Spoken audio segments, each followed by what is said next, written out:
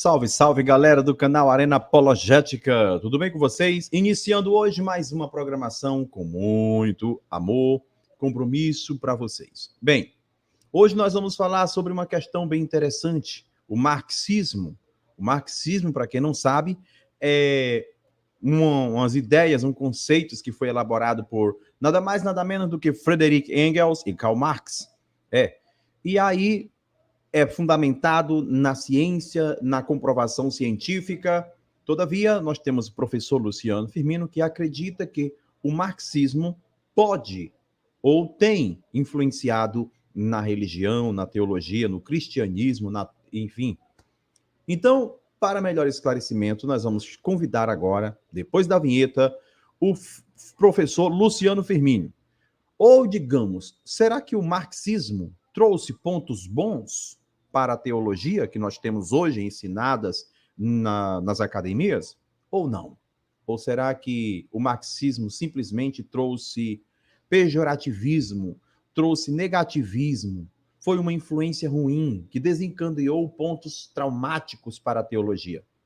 Então, para tirar todas as dúvidas acerca desse assunto, agora, aqui no Arena Apologética, conhecimento teológico, bíblico, sociológico, para você. Solta a vinheta.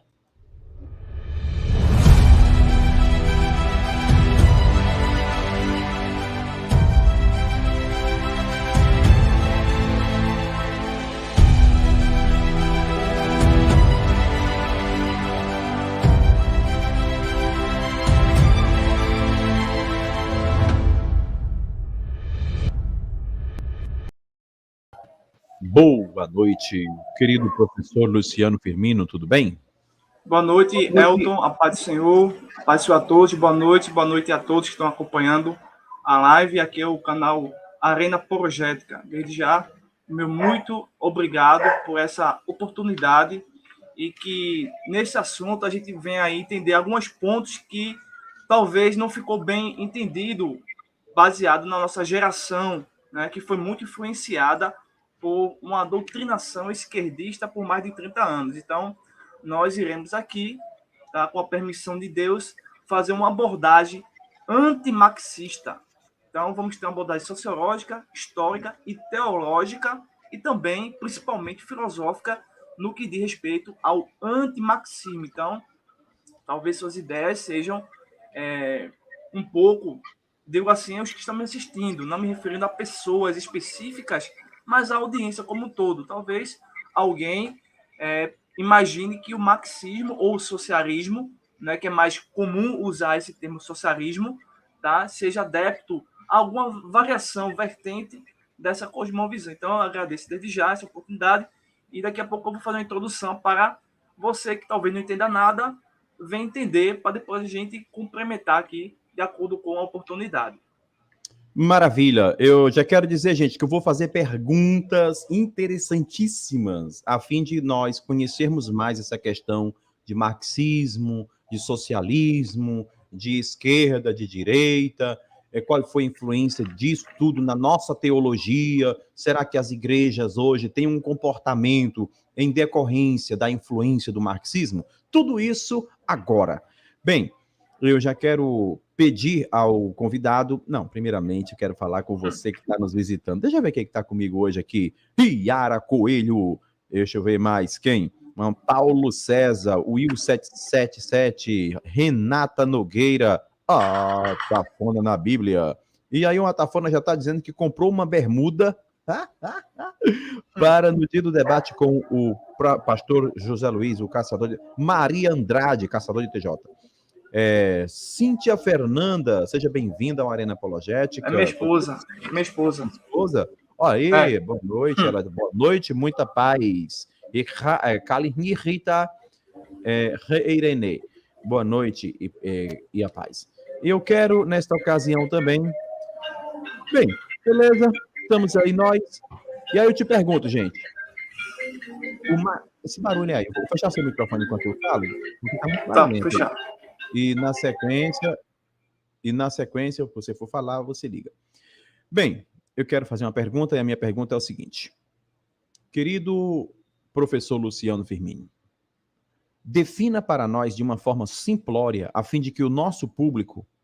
Nós sabemos que o marxismo é um conceito filosófico, nós sabemos que isso aí é uma ideia que tem sua praticidade notória e, digamos, perceptível, suscetível na sociedade. E eu gostaria de que você explicasse para nós aí a definição, é isso que eu quero, que você dê a definição do marxismo. O que é o marxismo de uma forma simplória, para que todos possam entender. Porque eu vou confessar para você uma coisa, eu tive dificuldade de entender o marxismo. Eu fiz faculdade de teologia, estudei sociologia, tanto no ensino médio, tanto depois na faculdade, presencialmente, mas eu só vim entender o marxismo depois que eu parei, me acalmei de tudo e fui estudar, e fui ler ali, Karl Marx, o Engels.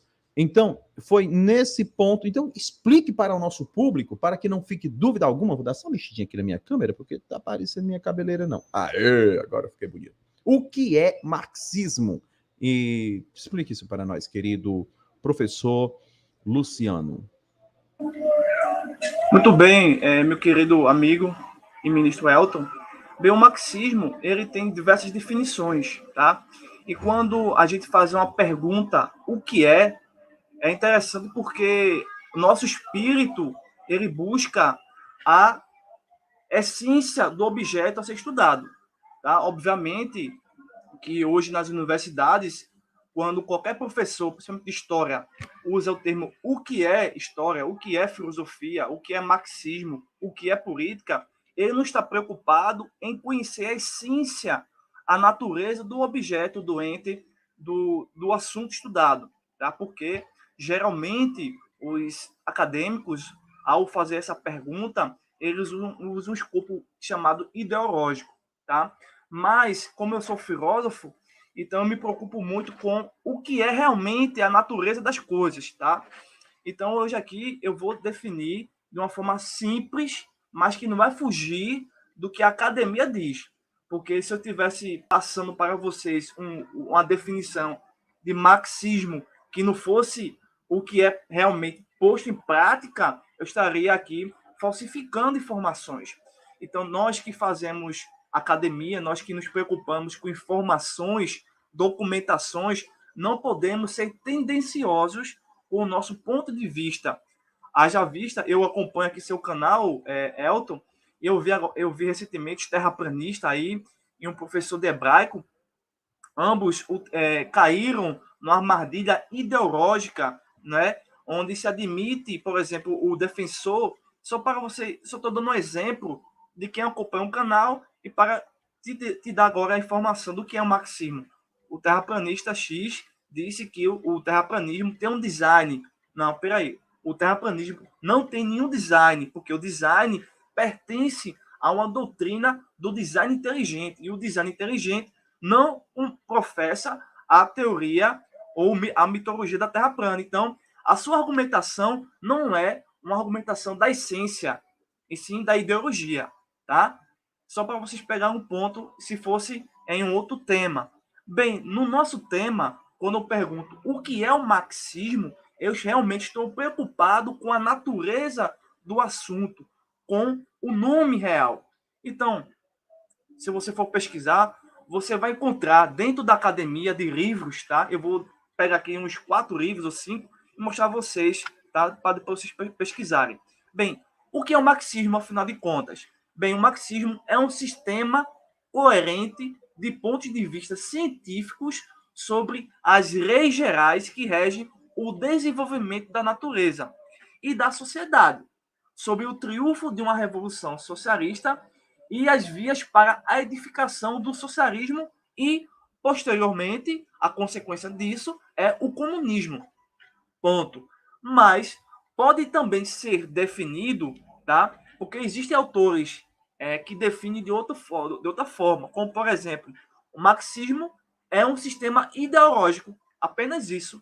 Outros definem o marxismo como teoria filosófica, política e econômica. E é nesse enquadramento, Elton, e vocês que me assistem, que Karl Marx, o fundador do socialismo científico, que é o marxismo, porque antes havia o socialismo utópico, Então, essa definição de teoria filosófica, política e econômica realmente encaixa-se com a definição do que seja o marxismo. Mas alguns outros estudiosos do campo da política, da sociologia, da filosofia, da antropologia, da teologia, definem que o marxismo é uma conjugação do materialismo filosófico. Isso depois vamos ver lá na frente, o que é o materialismo filosófico, da dialética hegeliana, do socialismo utópico, que eu até fiz agora um pequeno ponto, realmente, e do direito econômico inglês.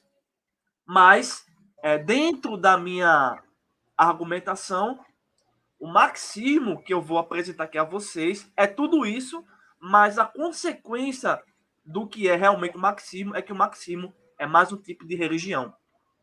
No final da nossa argumentação, você vai perceber que o marxismo é mais um tipo de religião. Ok. Se o público não entendeu o que é marxismo, pergunta aí, tá? Faz perguntas para ele, mas todavia eu quero fazer uma pergunta seguida da que eu já fiz. Certo. Qual o ponto do marxismo, meu querido professor Luciano Firmino, que o nobre compreende que não dialoga, que não tem nexo, que não tem harmonia, não tem sociedade com a religião, com a Bíblia, com a doutrina da Bíblia? Por exemplo, já vi que você é cristão, sua esposa é cristão, já fez saudação típica de cristão, não sei qual é a religião sua, todavia, logo eu concluo com isso que vocês são cristãos. Então, qual é o ponto do marxismo que você diz? O marxismo não é saudável para andar de mãos dadas com a teologia ou com a religião, pelo fato disso. O que é o disso? O que é o ponto que você não acha coerente, que você não concorda, que não dá para fazer aliança com a religião? Então, Elton, veja só, quando a gente define o que é marxismo, tá? Foram várias definições, conceitos, tá? Dentro da academia. E o último conceito é a minha interpretação. Estou deixando isso bem óbvio para que não haja uma distorção do que está sendo apresentado. Ponto. O que é estranho, o que não comunga, o que não casa com o marxismo, com o cristianismo, na verdade, é tudo. Se você pegar o marxismo clássico, esse que estou passando para vocês, você vai ver que a obra principal são duas obras. Ele escreveu muita coisa, mas existem duas obras principais. A primeira é o Capital, que é mais a teoria econômica. Essa não iremos discutir, tá? A teoria econômica, da mais-valia, né, da exploração e tudo mais. Mas existe um outro, que é a declaração, né, dos comunistas, tá? E essa declaração diz, né, com unhas e dentes, tá? É chamado o Manifesto do Partido Comunista. Se você pegar qualquer tradução, eu tenho aqui no meu biblioteca, se você pegar qualquer tradução do Manifesto do Partido Comunista, você vai encontrar, pelo menos na minha tradução, nas páginas 59, página 60, página 63 e página 65, expressões como a constituição do proletariado em classes derrubada da dominação da burguesia, conquista do poder político pelo proletariado, abolição da propriedade privada, abolição da família e abolição da religião. Então, o marxismo clássico, tá? A gente está partindo do marxismo clássico, para depois a gente perceber que no Brasil existe um novo marxismo que é chamado de nova esquerda.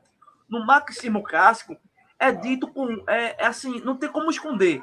No marxismo clássico, no manifesto do Partido Comunista, qualquer tradução, você vai encontrar o fim da religião, principalmente cristã, o fim da família tradicional, pai, mãe e filhos, ele quer isso no seu manifesto do Partido Comunista, e o fim da propriedade privada. São três coisas essenciais que garantem a liberdade, tudo que existe na sociedade. Então, o próprio marxismo, ele quer, de certa forma, exterminar o cristianismo. Então, no marxismo clássico, dentro do livro apresentado aqui para vocês, não existe comunhão, apesar de que existe hoje em dia a chamada teologia da libertação, teologia da missão integral, o evangelho progressista, que une e romanceia essas informações para criar um papel apenas puramente social das religiões como instituição.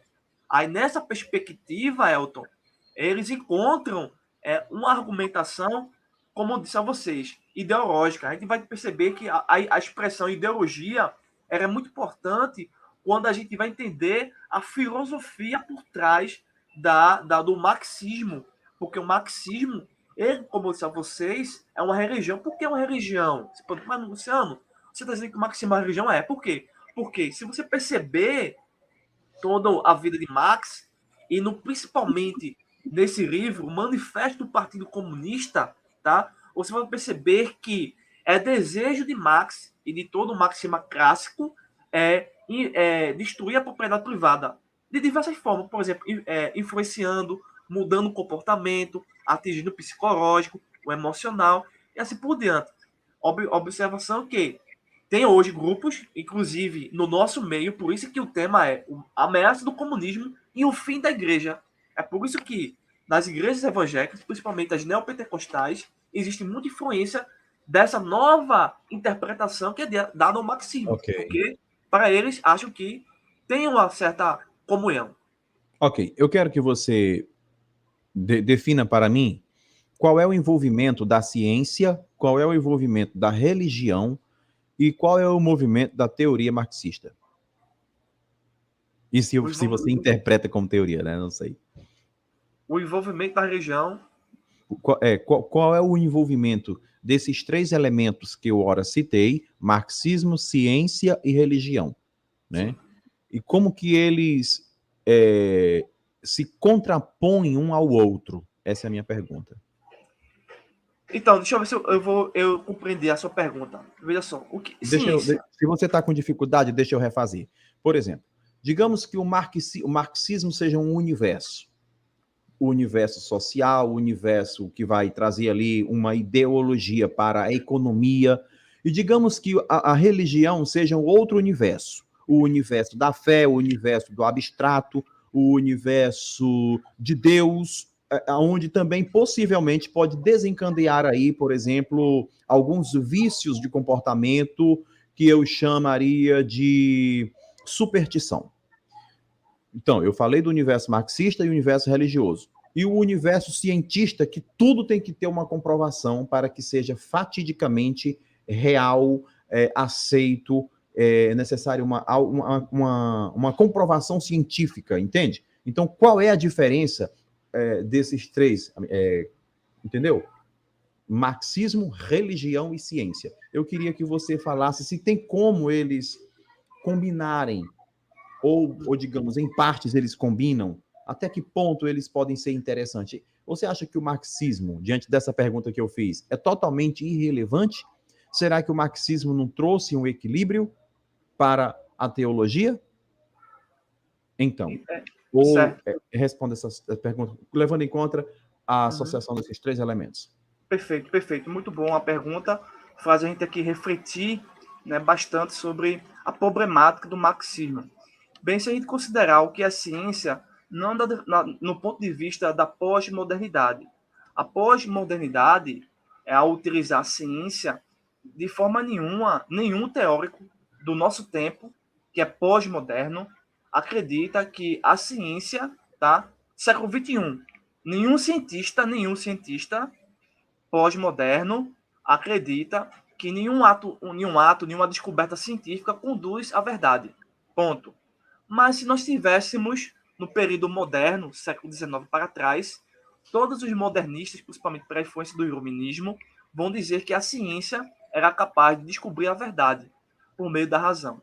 Na nossa época, Elton, nós temos uma filosofia do pós-modernismo que é a rejeição da racionalidade, da razão, mediante as grandes guerras que aconteceram e as tecnologias que não permitiram o avanço da alimentação mundial, né?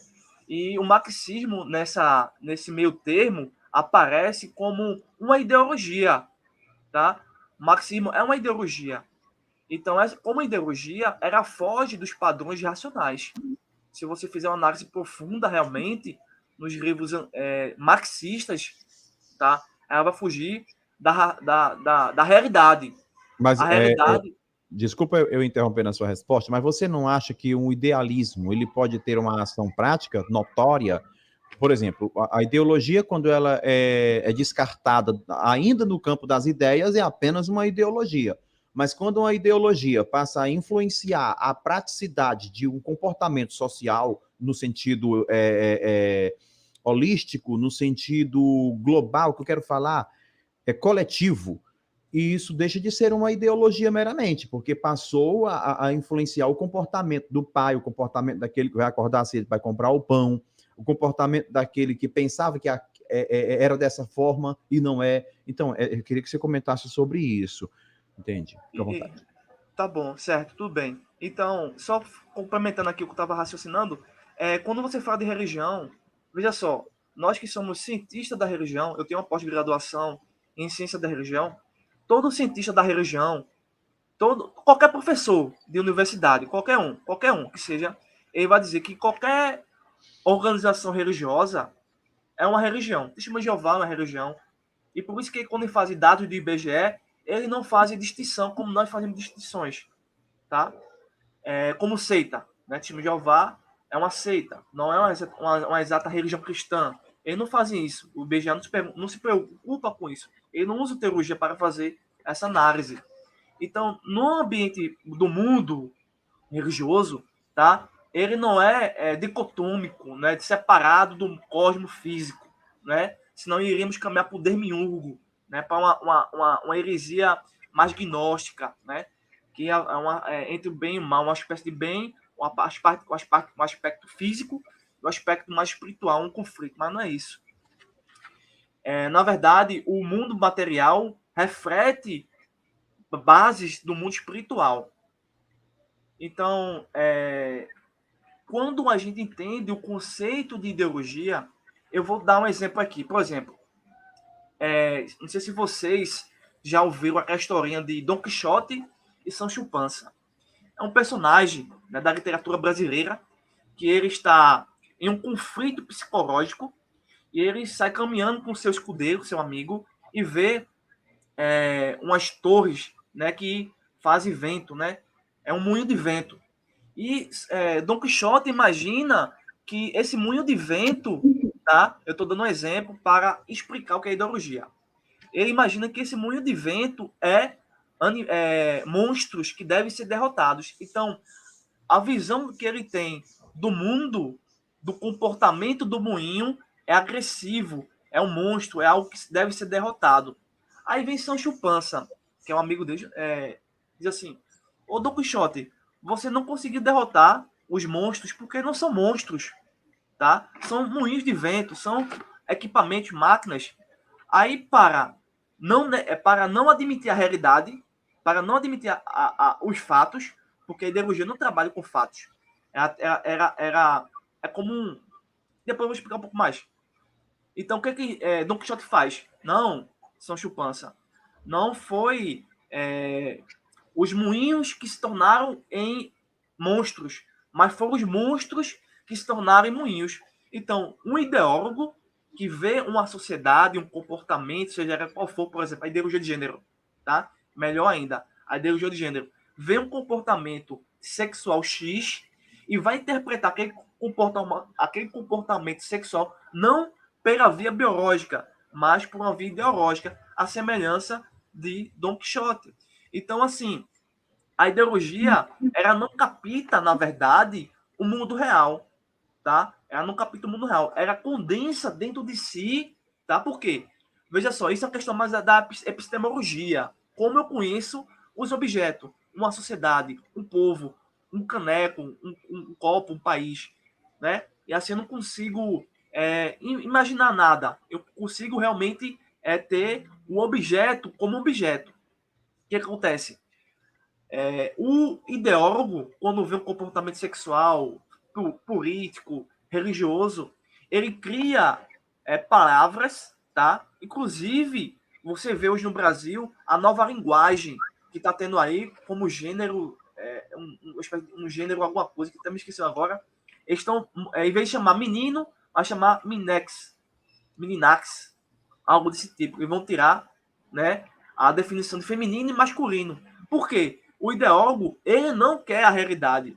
Ele quer transformar a realidade, como Marx prega muito bem no seu, no seu livro principal, né? O Manifesto do Partido Comunista, que ele quer não interpretar, porque todos os filósofos querem interpretar o mundo, mas Marx, o marxismo, quer transformar o mundo. Então, nesse ponto de vista, para eu fechar aqui essa questão, a ideologia, meus amigos, é uma espécie de bruxaria. Uma bruxaria no que sentido? Por exemplo, o abracadabra, né? Um bruxo, ele escrama termos, vocabulários e palavras sem sentido no mundo real para transformar o ambiente. Por exemplo, se for para a Bíblia, os magos do Egito, né? Aqueles cientistas fizeram uma manipulação linguística e pseudocientífica para transformar o ambiente, né? E imitar os sinais. Então, a ideologia ela não se preocupa com a realidade, nem com os fatos. Então, ela vai se mover da linguagem para dentro de si e criando uma outra realidade, uma outra interpretação. É por isso que você vê hoje o movimento da ideologia de gênero crescendo radicalmente e, assim, consequentemente, o movimento LGBT. Por fim, a ideologia marxista, sendo pacificamente boa ou pacificamente má, não é? É um desvio da gnose, da epistemologia, não é? E até mesmo das noções éticas, né? Porque um ideólogo ele não vai simplesmente dizer isso aqui é bom, isso aqui é ruim para a sociedade. Se a gente analisar no ponto de vista da nova esquerda, né? Do esquerdismo, tá? Então, essa é a minha argumentação aí. Ok, maravilha. E eu tenho duas perguntas para você, uma minha própria e a outra vem do nosso público, né, que é do querido Edward. Ele pergunta, gostaria dos fundamentos de achar as TJs como uma seita, uma vez que o Estado democrático de direito chama de religião. Vamos lá. Meu querido professor Luciano Firmino do Vale, nós sabemos que o marxismo é uma ideologia. Todavia, não é uma ideologia que está dentro da gaveta. É uma ideologia que foi acatada no sistema econômico. É uma ideologia que traz resultados. É como você imaginar, eu vou criar algo melhor do que o avião, todavia, você nunca tira da teoria. Fica na imaginação. Santos Dumont, vamos imaginar que é classicamente tido como Santos Dumont, relógio, avião e tal. Santos Dumont teve a ideia de levar para os ares um objeto pesado, entre aspas, o avião, e conseguiu, entende? Ou seja, era uma ideologia. Uma vez que você vê a ideologia de Karl Marx, né, ou de Frederick, sendo colocado em prática, você vendo o resultado aí no sistema econômico e etc., então você vê que não é mais uma mera ideologia. É uma ideologia funcional, uma ideologia de efeitos pragmáticos. Aí o que é que eu quero saber de você? Nós temos a teologia. A teologia, para os racionalistas, o que é o racionalista? São aqueles que acreditam que tudo tem que ter uma comprovação científica. Nós temos aí a alta crítica, né, que você vai abordar, nós temos a baixa crítica, e aí a alta crítica é aquela crítica que já tenta desconfigurar, em termos de veracidade, todo o arcabouço que envolve religião. Logo, Karl Marx não era muito de se enveredar pelo caminho da fé. Fé para ele era algo diminuto. Diminuto é pequeno, algo pequeno, diminuto. Logo, um ser religioso vinha a ser alguém desprovido de intelectualidade. Isso na mente de Karl Marx. Eu estou te perguntando para você definir para mim, para o público, a diferença, qual é a relação entre marxismo e religião, para que você aborde a partir desse ponto, né? Desse ponto que é a religião, que tem todo um pano de fundo, entre aspas, subjetivo. Para quem dispõe das lentes meramente racionalistas, nós somos meros subjetivos. Logo, nossa fé é racional, nós sabemos disso. Para os marxistas, não. Para o Karl Marx, não. Então, eu queria que você falasse sobre isso. Essa é a primeira pergunta, que eu senti a necessidade de pedir, de repetir a pergunta para você trazer mais esclarecimentos, né? A partir vai envolver ciência na sua resposta, penso eu. E, na sequência, eu queria que, quando você concluísse a sua resposta, você respondesse o meu público. Eu tenho aqui o Edward Rodrigues, que ele pergunta assim, gostaria dos fundamentos, né? Você disse que o marxismo é uma religião. Eu diria, na minha particularidade, na minha peculiaridade, que o marxismo tem aspecto de aceitação como uma religião é aceita. Todavia, a palavra religião não é cabível porque não tem o mesmo propósito, religare. Então, eu gostaria que você respondesse a pergunta e, na sequência, respondesse para o Edward. Gostaria dos fundamentos de taxar as TJs como uma seita que o Estado democrático, uma vez que o Estado democrático de direita, chama de religião. Eu vou começar por essa pergunta aí, tá? Que vai ser mais rápido do que a sua que você fez. Veja só, realmente nós estamos num Estado democrático de direito, tá certo? E as análises que o censo, né, faz sobre as religiões, né, ela tem uma perspectiva, ela tem um referencial. Esse referencial é a pluralidade religiosa. E na pluralidade religiosa, dentro da academia, tá? Eu já frequentei aqui, eu sou de Pernambuco, Recife, e aqui tem a Universidade Federal de Pernambuco, tem a Universidade UPE, tem a Universidade Católica. Já fui para a Católica fazer um trabalho de mestrado, já participei de algumas oficinas de história na UPE, né? E nesse círculo, né? Nessa minha história, tá? que aconteceu, então é analisado todas as religiões no Brasil, seja era indígena, matriz afro, né? Afrodescendente, por aí por diante, numa perspectiva de pluralismo religioso. Esse pluralismo religioso, ela tem uma outra base que é no ecumenismo, tá? E assim sempre vai ter um pano de fundo. Ou seja, quando eu disse que as testemunhas de Jeová são uma seita, ela é baseada na perspectiva teológica. Na perspectiva teológica, porque eu sou um apologista também. Então, eu sou contra as seitas. Então, por quê? Porque as escrituras não têm base bíblica para as testemunhas de Jeová. Um exemplo disso, para concluir aqui. Então, o Estado de Direito chama testemunhas de Jeová de religião porque não tem a perspectiva teológica, hermenêutica dos apóstolos, de Paulo, por exemplo, tá? E sim uma perspectiva mais humanista, tá? Uma perspectiva mais humanista e em alguns aspectos ateísta, porque em algumas universidades, não sei se alguém conhece aí, muitos teólogos são ateus ou agnósticos, que ensinam teologia, são agnósticos e ateus. Então, eles escrevem um censo, uma pesquisa baseado nessa referencial. Eu disse que são seitas baseadas numa perspectiva do apóstolo Paulo, do Novo Testamento, por exemplo. Tá? Essa foi a minha perspectiva, ponto de fundo. Tá? Espero ter respondido a Eduardo Rodrigues. Obrigado pela sua pergunta, meu amigo. Depois eu quero te perguntar algo a mais sobre essa sua resposta. Certo.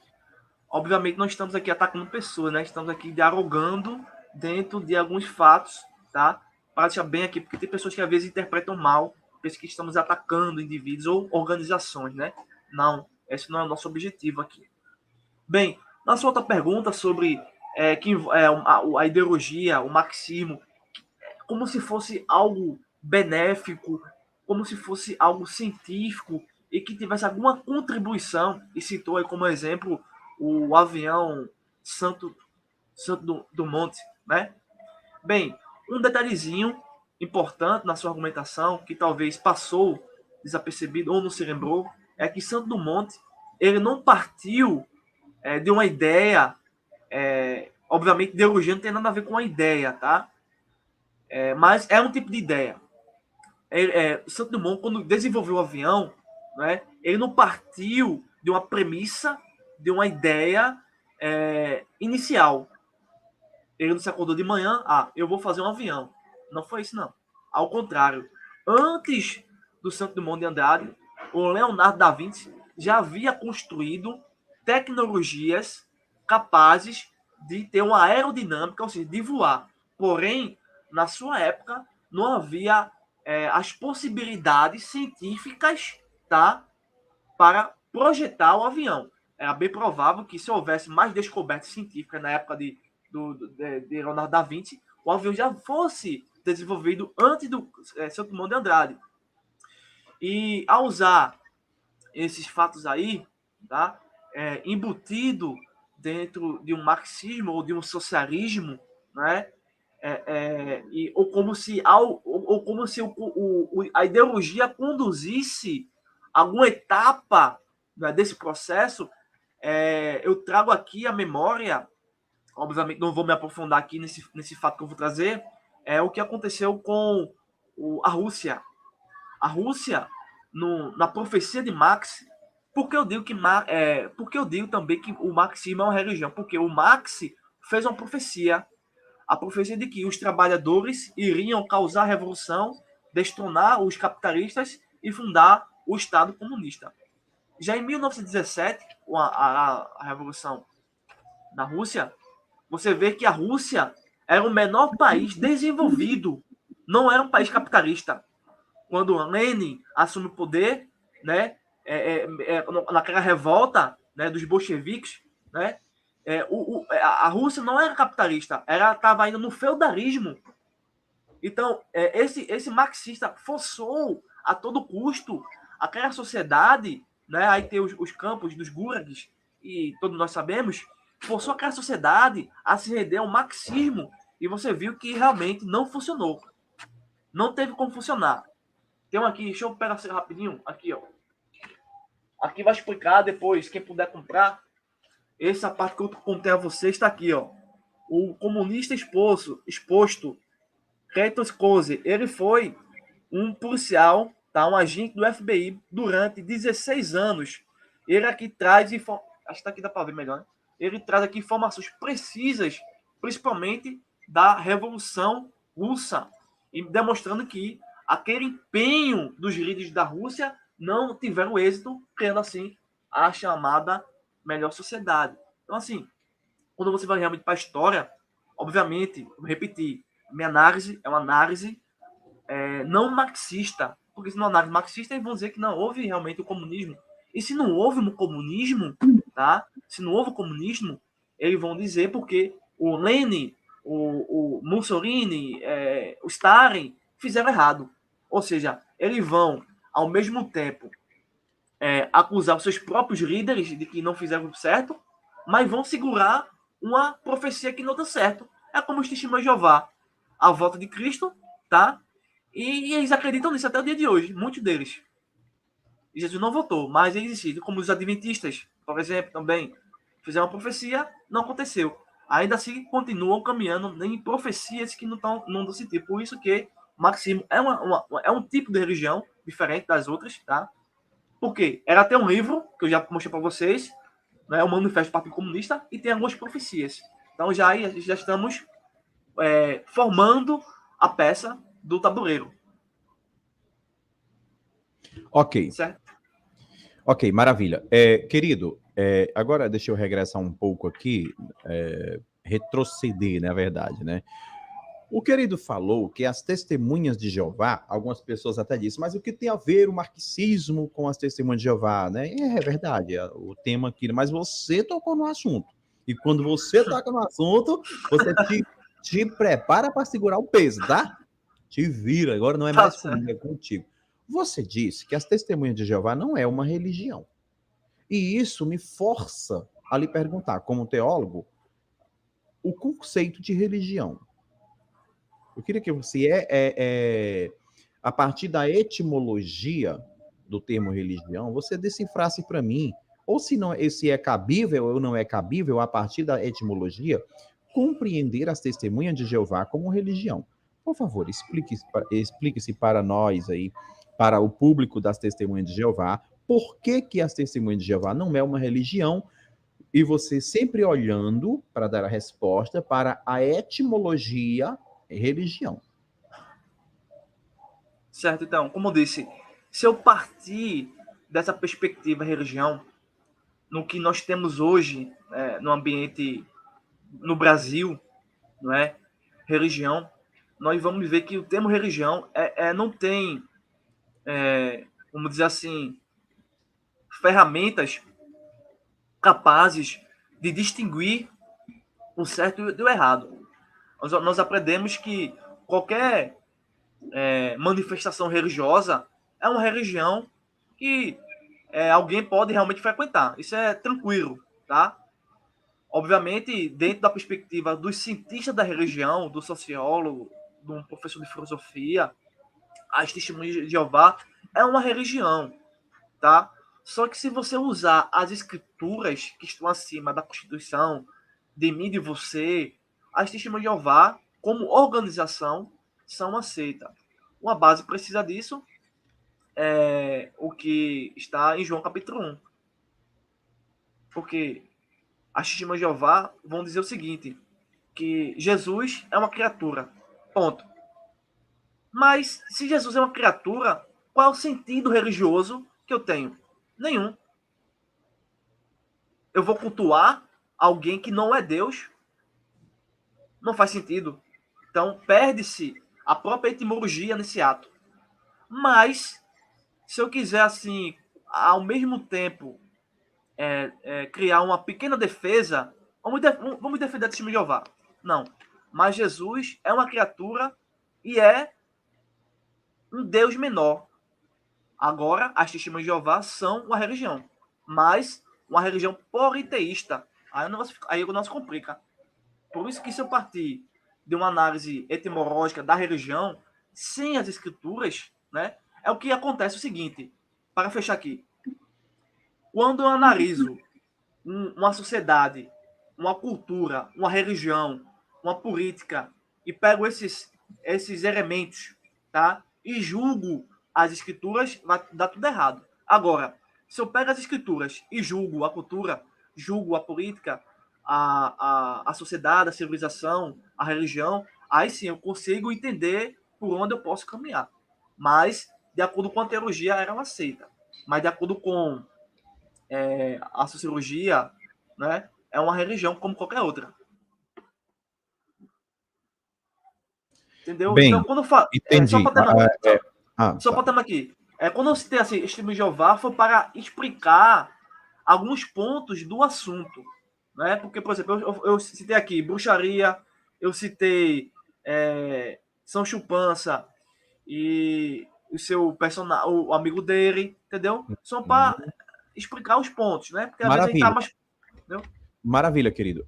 Eu lhe fiz essa pergunta a partir da etimologia do termo religião, porque, de acordo com o que eu entendo, religião vem do latim religare, que tem uma conotação de religar o homem a uma divindade.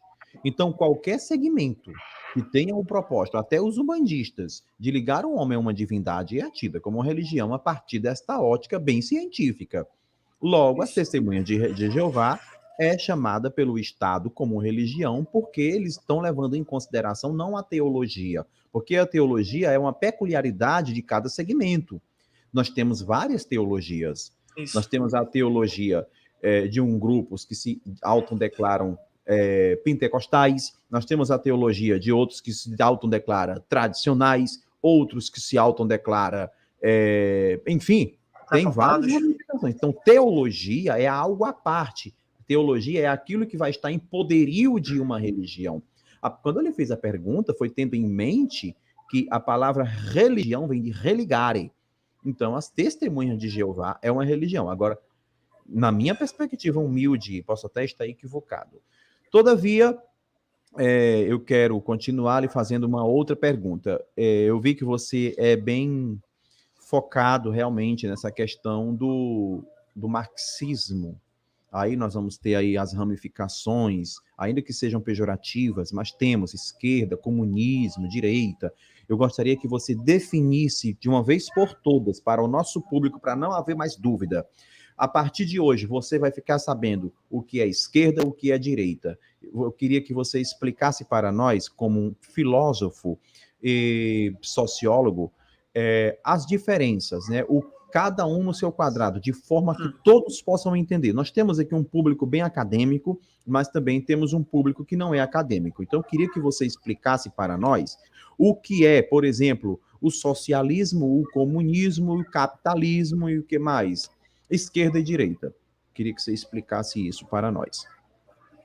Pois bem, Elton, eu vou tentar ser realmente bastante simples, mas, como disse a vocês, não fugindo do que é dito nos meios oficiais. Veja só, quando a gente define, vamos começar por direita e esquerda, tá?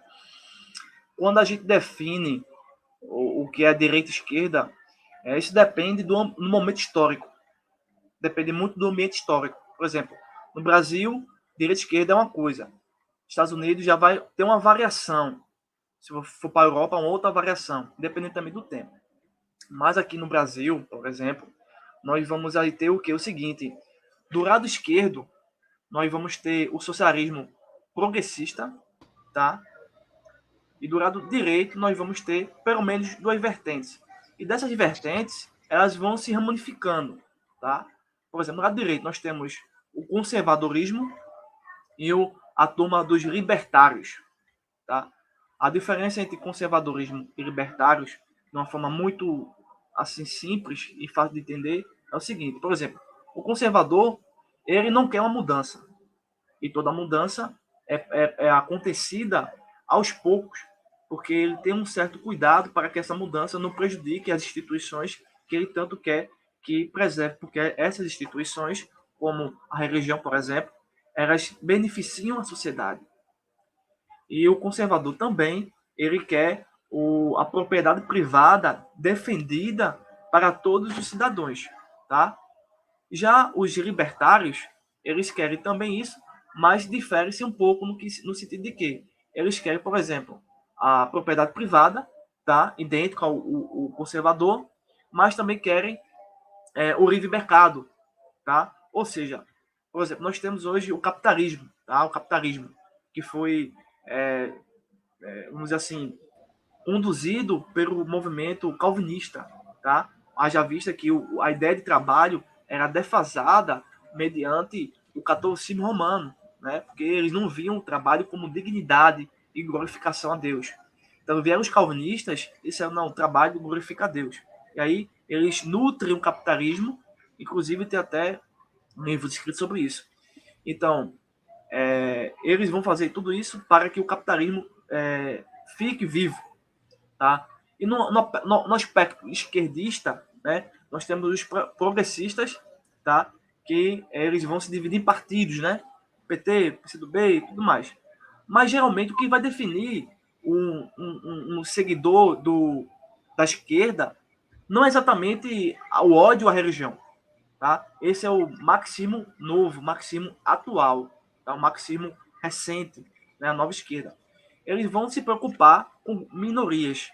Todo aquele que se preocupa com minorias, indígenas, homossexuais, pobres, negros, feministas, né, mulheres, são muito ligados à causa esquerdista. Mas isso não quer dizer que o conservadorismo e os libertários eles desejem que esses grupos tenham possibilidade no capitalismo. O que acontece é que a esquerda utiliza eles como manobra para estabelecer a sociedade comunista. Mas os que são da direita, os conservadores, os libertários, não usam as minorias para criar o capitalismo. Eles não usam eles para uma guerra cultural. É muito diferente. Por isso que o capitalismo ele é dito como selvagem na esfera esquerdista. Entendeu? Então essas são algumas diferenças e distinções que podem te ajudar a definir, tá? Assim, de uma forma assim, aberta, o seu posicionamento. Veja só, haja vista que esses rótulos não definem quem você é e o que eu sou, tá? Rótulos não definem pessoas, tá? Eu não posso, porque você é de esquerda e você é ruim, porque você é de direita e você é um egoísta, não paga os seus trabalhadores porque é um capitalista. Não é assim que acontece, tá? Isso é uma distorção das coisas. Então, nessa perspectiva, eles querem, no lado esquerdista, tá? Indo agora mais para o lado esquerdista, tá? Eles querem o que também? O fim da propriedade privada. Eles querem que todos tenham acesso a terrenos, né? Tenham acesso a quantidades, né, de mercadorias, né? Essas coisas assim. Mas eles realmente querem um Estado. Isso vai realmente definir o que é um esquerdista. Ele quer que o Estado controle e que seja uma mãe para todas as pessoas. O Estado vai ter que controlar o preço do gás, o preço do pão, o preço da água, é o Estado. E toda vez que o Estado assume essa prerrogativa que a esquerda tanto quer, é um suicídio. Porque quando o Estado assume isso, tá, se torna um manicômio. Maravilha. Eu quero lhe perguntar o seguinte: qual era a posição de Karl Marx, a ótica de Karl Marx para com a religião? Gostaria que você falasse sobre isso. Qual era a visão de Karl Marx para com a religião? Por exemplo, Karl Marx olhava para a religião com algum interesse? Qual que era a visão de Karl Marx para a religião? Veja só, deixa eu pegar aqui uma informação. A princípio, o Karl Marx ele vai entrar na universidade, tá? Vai se formar em direito, depois em filosofia, certo? E nesse meio tempo, ele vai entrar em contato com alguns ateus. Inclusive, ele vai entrar em contato com um filósofo, na verdade, um teólogo ateu, tá? Na época dele, que vai escrever uma revista em prol do ateísmo. Então, a partir dessa leitura, você vê que o próprio Marx ele rejeitava, quando adulto, a religião. Todavia, se nós voltássemos ao passado, na sua infância, você vai ver que ele era descendente de pais judeus, tá? Mas depois o pai sai do judaísmo e ele vai para uma igreja protestante, parece que ele é batizado. Quando ele vai crescendo, ele vai tendo uma renúncia.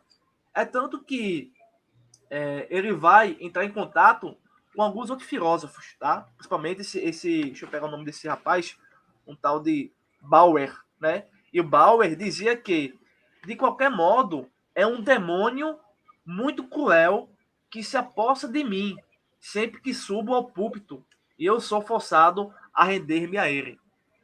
Abre chaveta aqui.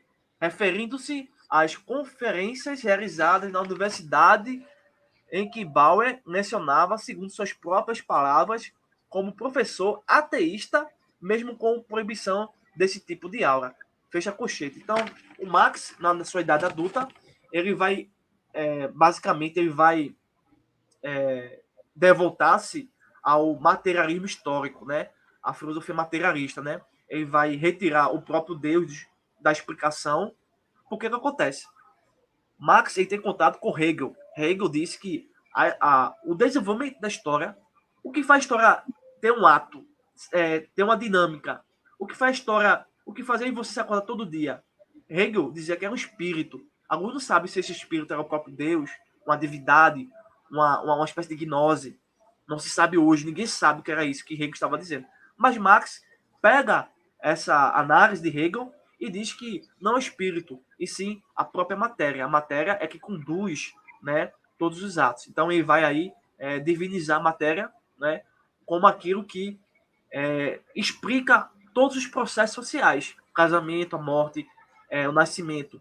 Nesse meio tempo, você entende que ele retira todas as ideias religiosas. Então, com a influência, principalmente desse acadêmico, que ele faz parte da alta crítica bíblica, porque ele vai criticar as escrituras, ele vai dizer que, baseado na crítica que Bauer vai fazer, as escrituras como mitologia, daí ele tem a sua concepção do mundo. Então, Marx cria uma cosmovisão.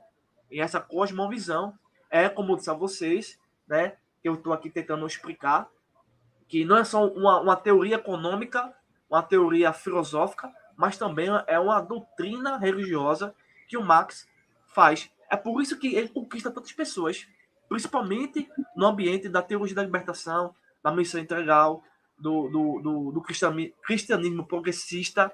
Você vê que hoje ele tem essa facilidade, entendeu? Então, o ponto, resumindo, então Marx, ele realmente era, quando adulto, anticristão. É tanto que ele tem até uma poesia.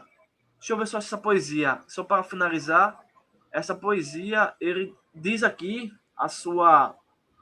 Ele diz assim: a poesia se chama O Violinista. Diz assim: os vapores infernais elevam-se e preenchem o meu cérebro até eu enlouquecer. E o meu coração se transforma dramaticamente. Vê essa espada, o príncipe das trevas vendeu para mim. E com Satanás fiz meu acordo, ele escreveu as partituras e marca o compasso. E eu toco e canto a marcha da morte. Então, eu não posso aí dizer, entendeu? Uhum. Eu tenho aqui uma pergunta que vem do João Batista. Um abraço, querido João Batista. Todas as religiões que se misturam na política, sim, pode ser chamada de seita, pois Deus compara isto ao adultério. Depois, nós, TJs, é que é seita, que ele quer dizer. Aí eu quero te fazer uma pergunta de aspecto retórico, mas que eu queria que você desse uma resposta, um sim ou com um não. Ou digamos, não sei. Você acredita que a religião cristã, o cristianismo, os pastores, eles podem se envolver com política, sim ou não? Só um sim ou não. Você só diz só um sim ou não. Você acredita que é correto isso? Os pastores... Não os pastores, mas a mentalidade do cristianismo. Bom. Não, a minha pergunta é objetiva. Os líderes, pastores, podem se envolver em política, sim ou não? Não fazendo alusão a nenhum pastor aqui, mas eu acredito que sim. Acredito que sim.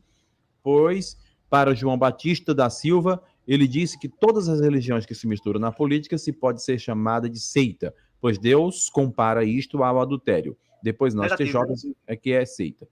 Negativo. Bem, tendo em vista que o ofício de liderar eclesiasticamente, o ofício de sobrepujar os próprios desejos e vontade em detrimento de uma fidelidade à aliança, a um reconhecimento de uma expiação magnânima que nos dá a salvação.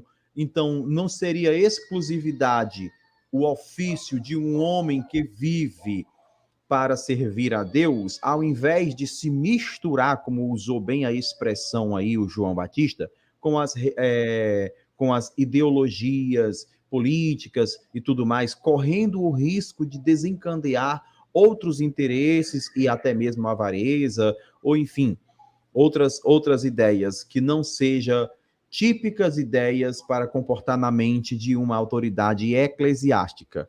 Então, com base nisso, eu queria que você explicasse aí para o João Batista por que você acha que os pastores podem se envolver com política. Bem, eu não sei se... Provavelmente é o Testemunho de Jeová, né? Boa noite a você, João Batista. Um prazer ter você com a gente. Veja só, acho que você desconhece a formação do nosso Estado democrático de direito. Principalmente aqui no Brasil. Se eu pudesse até mencionar a Constituição dos Estados Unidos e a nossa própria Constituição, usa o nome Criador, usa o nome Deus. Então, todas as constituições, principalmente no aspecto ocidental, remete à religiosidade. Nenhuma sociedade, tá? Nenhuma sociedade que traz benefício a todos, não faz menção à religião. Então você vê que desde o princípio, principalmente na Mesopotâmia, né, você vê que a religiosidade... Melhor ainda, o apóstolo Paulo, quando vai para a Grécia, o apóstolo Paulo não vai dizer assim, eu vi muitos cientistas, eu vi muito cantores de rock. Não, ele vai dizer que viu muitos religiosos. Então, a cultura da Grécia era puramente religiosa, mas também filosófica. Então, eu quero dizer que aqui no Brasil, o nosso Estado de Direito Democrático, houve todo um desenvolvimento histórico e social para termos hoje essa Constituição, que é uma bênção, mesmo sendo imperfeita, porque foi criada por homens, tá? E na Constituição está garantido o direito a culto, ao seu culto, né? A nossa, isso aqui que nós estamos fazendo está garantido no artigo 15 da Constituição Federal, que está acima de qualquer um de nós, menos acima da Bíblia, tá? Então, obviamente, a sua pergunta é boa, estou dizendo que é ruim. Era parte de uma análise da Torre de Vigia, né? Parte da premissa da Torre de Vigia. É o que a Torre de Vigia diz, e as testemunhas de Jeová repetem isso de uma forma diferentemente. Mas, pensando que a filosofia grega, tá? O direito romano, certo? Que está hoje, e o próprio cristianismo solidificou tudo isso que nós temos hoje na Constituição Federal. Só uma pergunta. Querido professor, então quer dizer que o João Batista está dispondo de uma fundamentação que vem da Torre de Vigia para poder alegar que não pode, não é isso? Esse é o seu argumento. Aí a minha pergunta continua se estendendo. Seria a Torre de Vigia ou seria a Bíblia? Que dá ideias para você se manter íntegro no ofício em que foi chamado, vocacionado, ou é a Torre de Vigia? A minha pergunta continua assim. Porventura, será que não existe cristãos convencionais, como assembleianos, como presbiterianos e outros mais, dentre esses, que também se posiciona contra as autoridades eclesiásticas se envolverem com a política moderna, com a política contemporânea, com a política da sua nação? Ou seja, parece que não é só as testemunhas de Jeová, mas existem cristãos que também não concordam. Comente sobre isso. Pois bem, as perguntas são muito boas, tá? Eu estou gostando das perguntas. Veja só, vou dar aqui 2 exemplos. O rei Davi, tá? Foi governante de Israel. Não tem como negar isso. Ele não foi um palhaço. Ele foi um governante, foi um líder político. E o próprio Daniel, na corte da Babilônia, estadista. Isso quebra a perna, ou na verdade, a argumentação da Torre de Vigia. E, ao mesmo tempo, ensina aos evangélicos a aprender que muitos homens de Deus, tá, participaram da vida pública para o bem-estar. O que dizer de José do Egito? Ele estava no circo, no teatro, ele estava abordando, fazendo comida, sendo cozinheiro? Não. Ele estava atuando no campo econômico. Então, esses são exemplos que quebram esse pensamento que, no caso dos evangélicos, um pensamento arcaico, ultrapassado, porque isso foi remetido ao medo, ao temor, né? Porque os evangélicos, só para finalizar, eu aprendi assim, que é melhor votar no pastor do que votar no ímpio. Mas e a gente? Como vai argumentar? Não tinha isso. Mas, graças a Deus, isso está sendo mudado aos poucos. E a gente não faz isso mais. Não votamos exatamente em líderes de pastores. Nós temos argumentos próprios para o benefício da sociedade. Então, exemplos bíblicos é que não falta para aí contradizer a Torre de Vigia. Maravilha. Eu ainda continuo sendo tentado ali fazer perguntas. Por quê? Porque eu tenho uma pergunta do João Batista que dá para a gente pegar bastante coisa. Você disse que as torres de vigia, a Torre de Vigia é o que dá essa ideia na mentalidade do João Batista. E eu lhe coloquei um contraponto dizendo que não é só o João Batista que pensa assim. Existem alguns evangélicos que também pensam assim. E você disse que isso é um pensamento retrógrado, é um pensamento obsoleto, desprovido de uma capacidade de atualizar esse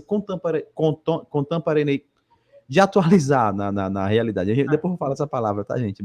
Travou aqui. Aí o que acontece? Paulo, quando ele escreve para Timóteo, ele vai dizer: aquele que deseja o episcopado, excelente obra deseja. Quando nós falamos de excelente obra, eu perguntaria para a sociedade no geral, o que é que você entende por excelente obra? Isso vindo de um homem cheio de conhecimento, de um homem que foi arrebatado ao terceiro céu, que tinha uma missão acatada sublimemente, ou seja, Paulo, ele acatou o chamado, caiu, não sei se foi do cavalo, se foi do camelo, se foi do jumento, ele caiu diante da visão e ali ele acatou uma missão sublime. Então, agora ele está escrevendo para Timóteo, dizendo o seguinte, que aquele que almeja o episcopado, excelente obra. Ou seja, um homem com a mentalidade envolvida com santidade, envolvida com tudo aquilo que tem no céu, vamos assim dizer. Agora ele está dizendo que excelente obra deseja. Depois ele vai também dizer que escolha dentre os homens pessoas sábias, cheias do Espírito Santo, pessoas prudentes, para servir à mesa. Por quê? Porque o ofício da pregação da palavra tinha que ser para alguns que tinham mais... para alguns que tinham, digamos assim, mais envolvimento com o estudo, com a preocupação de estar ali buscando, ou seja, não era qualquer um que ia parar para, sabe, o ministério da palavra. Você percebe um cuidado da parte de Paulo quando ele escolhe. Aí eu te pergunto mais uma vez, então é comum um pastor que já tem muito trabalho, um ancião que também já tem muito trabalho, se envolver com política, cuidar das coisas seculares? O próprio Jesus, ele vai fazer uma menção contrapondo, colocando um contraste. Deixem com que os magistrados, com seus discursos de magistrados, e deixem com que... Ele fez um contraponto. Você se lembra disso, né, amado professor? Então, o que é que nós percebemos aqui?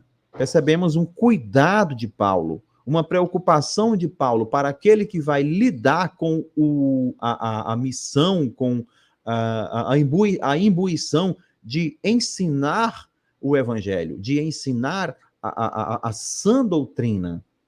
Então, você acha que envolver com política, isso pode trazer alguma corrupção? Já Paulo, quando ele falava de um homem não corrupto, era um homem observador do corpo, era um homem observador da alma e era um homem observador de espírito, segundo 1 Tessalonicenses 5, 22 e 23. Abstende-vos de toda aparência do mal. Depois ele diz, o mesmo Deus de paz, os santifique em tudo, no vosso corpo, na vossa alma, no vosso espírito, seja conservado íntegro. Então, com base, né, nisso que te apresento, eu queria saber se você mudou de ideia ou se você continua acreditando que, de fato, a autoridade eclesiástica, aquele que tem uma missão santa, que cuidar das coisas de Deus, é uma missão santa. Ele pode se envolver com política? Estendo a pergunta.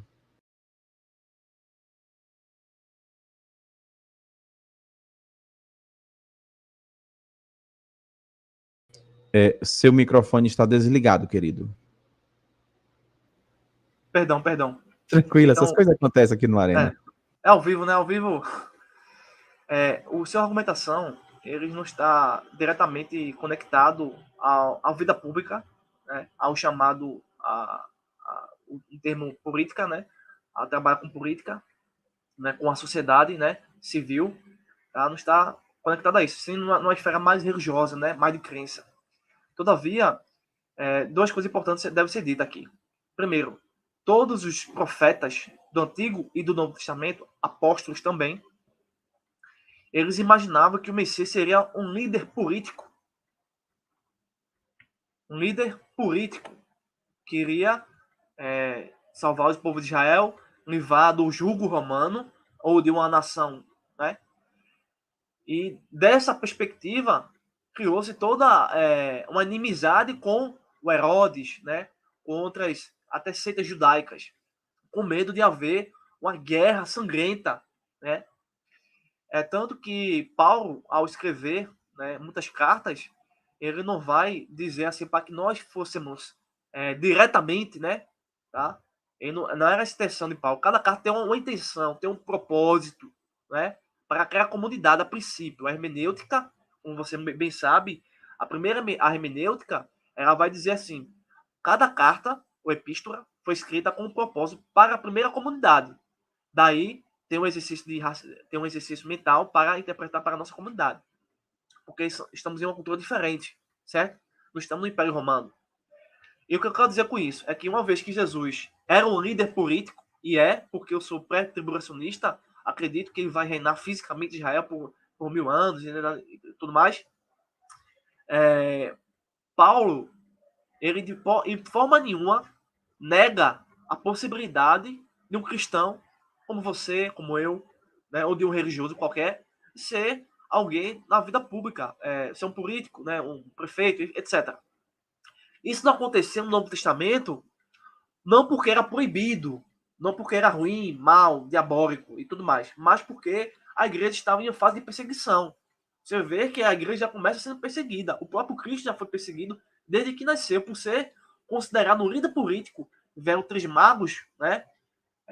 Três magos no sentido de que é comumente falando, né? Mas poderia ser mais, poderia ser 100 magos, 50 magos sábios, né? Visitar Jesus, ou dois, e assim por diante.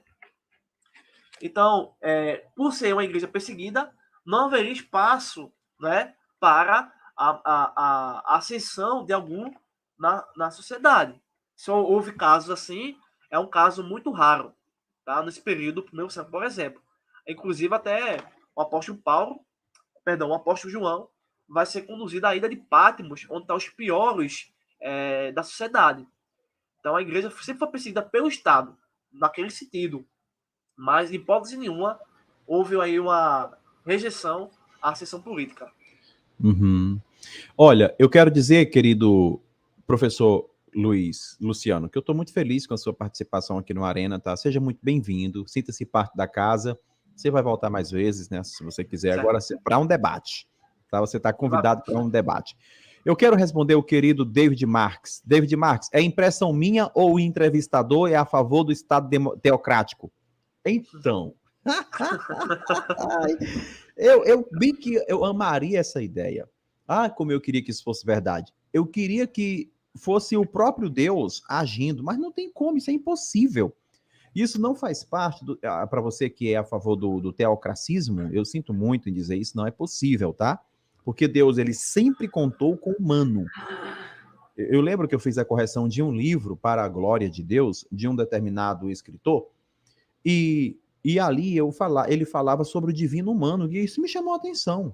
E eu fui conversar com ele sobre essa questão do divino humano. Ele disse, é Deus participando da esfericidade antropológica através das características, dos atributos naturais que o homem traz.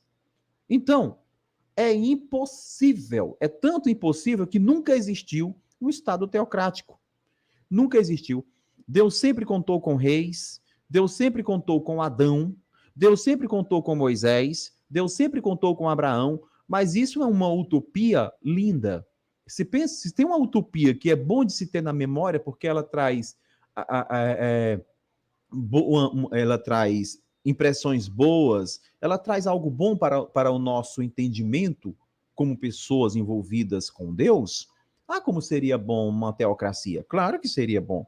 Quem é que não quer ter Deus como o presidente? Quem é que não quer ter Deus como o governante de todas as coisas? Todavia, isso é impossível. É por isso que Saul morreu. Porque dentro dessa democracia, dentro dessa participação do homem no governo de Deus, houve corrupções. Davi se corrompeu. Um exemplo dessa realidade é que Davi era um mediador de Deus e se corrompeu. Abraão, não vou recapitular tudo que já falei, né? Então, não é que eu seja a favor nem que seja a contra, eu até desejo isso, mas isso é impossível. A teocracia, ela não é uma possibilidade, até porque não está no plano de Deus isso. Vai haver uma teocracia? Vai, porque está escrito no livro de Apocalipse, capítulo 20. Todavia, nós não temos ainda esse reinado direto de Deus, né? Esse reinado direto. O que é que nós vamos ter? O que é que nós temos? Nós temos Deus reinando espiritualmente, participando do reinado através do homem, através da igreja hoje, né? Vamos assim dizer. Bem, aqui eu tenho uma pergunta que... Muito obrigado, David Marques, pelo seu comentário. Eu achei extremamente bom. E aqui tem uma pergunta do Atafona. Pode mostrar um texto de um servo de Deus eleito por voto e que fizesse parte de um partido político com mudança, político com mundanos e que se misturasse com o mundão? Nenhum desses não era político. Estou errado? Olha, eu acho que Marcela Tafona está certo nisso aí. Acho que eu vou concordar mesmo com Marcela Tafona, na minha particularidade, porque faz coro com o que eu acho que eu acabei de falar. Todavia, eu quero ver aqui o nosso querido convidado. Ele é cientista, ele é filósofo, ele é. Diz para nós o seu currículo aí, para a gente conhecer você. Liga o seu microfone. Muito bem. Então, eu tenho formação em bacharel em teologia, tenho uma pós-graduação em ciência da religião, sou bacharel em filosofia, tenho doutorado em apologética e mestrado em teologia, tá? Sou escritor e tenho um canal no YouTube que se chama Refúgio Teológico, tá? Esse é meu canal, onde eu ponho muito vídeo de filosofia, sociologia, política, enfim, muita coisa. Bem, eu conheço o Atafona, de muitas brigas aí, da confusão que eles fazem aí. Um Tá. abraço para você aí, viu? Tudo de bom. Você vai responder a pergunta dele e ele já fez outra pergunta que depois eu peço. Tá bom. Fique à vontade. Bem, a princípio, a sua pergunta é anacrônica. O que é anacrônico? Quando a gente estuda filosofia, Atafona, se eu pego um conceito, por exemplo, do meu tempo, e aplico ao passado, muito remoto, muito distante, é um erro de raciocínio chamado anacronismo. Ou seja, você está pegando, por exemplo, a ideia de voto e jogando dentro da sua pergunta, tá, para personagens bíblicos do passado. Haja vista que o voto, como temos hoje, eletrônico ou de papel, se fosse nos Estados Unidos, não acontecia na época dos apóstolos e dos profetas, tá? Então, essa pergunta, a princípio era anacrônica. Se eu fosse usar o termo voto, eu usaria, sabendo que isso é um erro de anacronismo, nós cometemos, isso é normal, tá? Eu usaria o voto em um outro sentido, de que houve escolhas humanas, tá? E também partidos políticos, tá? É um conjunto que está no nosso tempo, né? Tipo PT, PSOL, assim por diante. É uma configuração nossa. Como eu disse no começo, quando a gente define o que é esquerda e direita, depende muito do tempo, da época e da circunstância, porque isso vai vir da Revolução Francesa, tá? Em que o rei vai dividir aí o pessoal do lado esquerdo e do lado direito. Então, depende muito do ambiente cultural e geográfico, tá certo? Então, realmente, voto, partido político, não faz nem sentido pensar nisso, tá? Porque isso acontece na nossa cultura, na nossa sociedade. Então, você está pegando algo da nossa sociedade e jogando lá para defender sua tese de que não podemos nos envolver com política. É isso que você estava dizendo. Mas a verdade é o oposto. É tanto que, começando por José, por exemplo, que estava no Egito, você bem sabe também, e principalmente Daniel, tá? Ele estava em um ambiente político.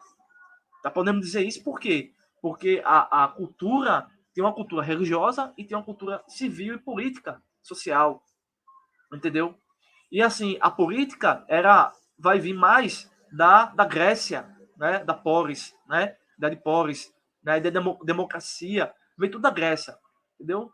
Então, nesse sentido aí. Então, acho que há um erro de anacronismo normal, tranquilo. Bem, agora, mas eu vou responder o Marcela Tafona. Bem, Marcela Tafona, realmente é um texto bastante forte. Eu li aqui, eu abri as escrituras e li. Assim Salomão se assentou no trono do Senhor, como um rei, em lugar de Davi, seu pai, e prosperou, todo o Israel lhe obedecia.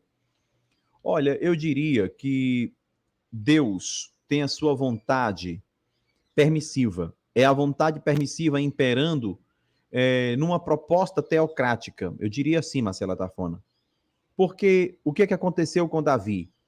Davi teve alguns comportamentos, alguns acontecimentos, é isso que eu quero falar, alguns acontecimentos no seu período de reinado, no seu reinado, que não podem fazer parte de um reinado teocrático, digamos assim, né?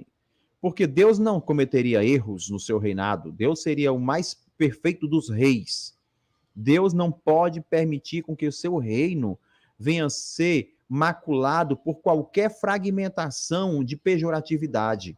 Todavia, eu posso concluir que aqui está lidando com algo mais que figurativo, porque Salomão, um dos que mais se envolveu em fornicação, né, dentro da nossa concepção cristã de 2000 anos para cá, implantada como fornicação.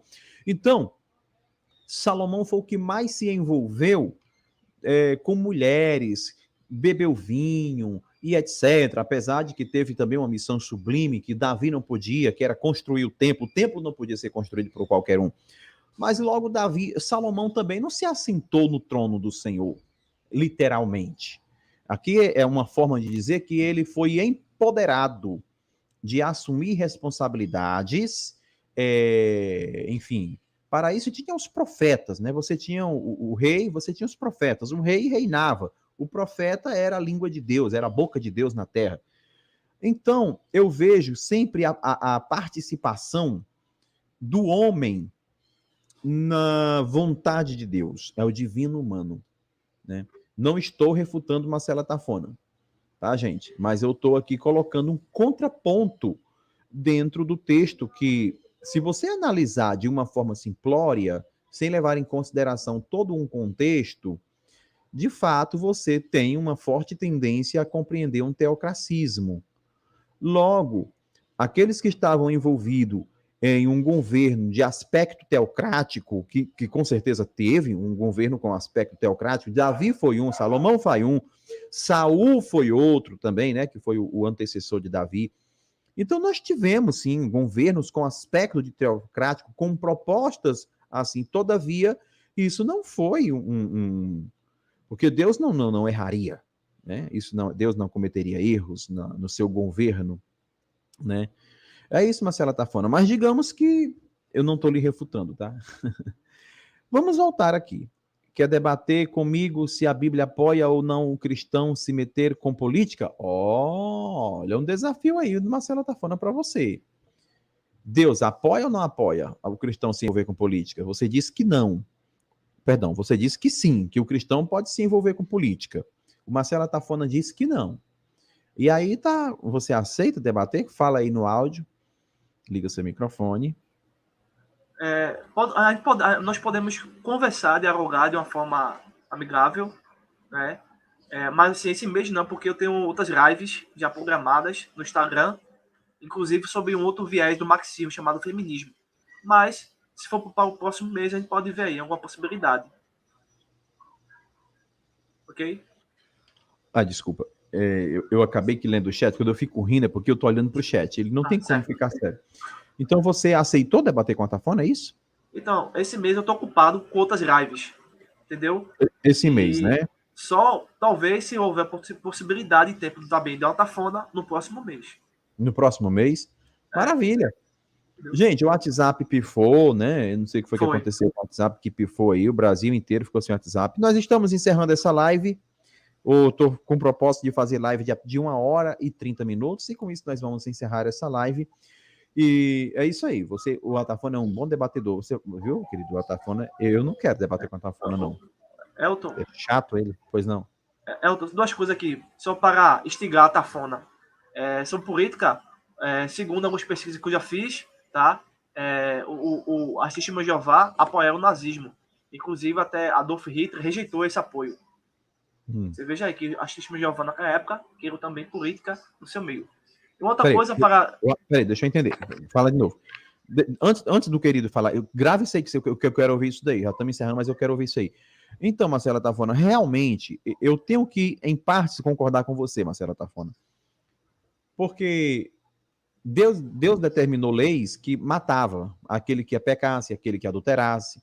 Deus determinou punições, né? Ainda que casuisticamente, Marcela Tafona.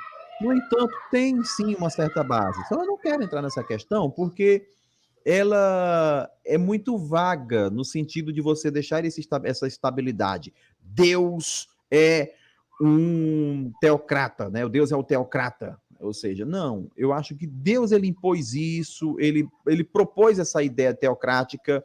Todavia, nós, por conta da falibilidade humana, por conta da insuficiência humana, isso não foi possível, né? Mas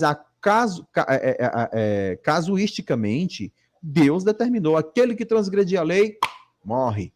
Aquele que fizer tal coisa, será punido, né? Então, Marcelo, você está certo em certo ponto, né? Todavia, eu entendo que o homem sempre é um instrumento de Deus na administração como um todo.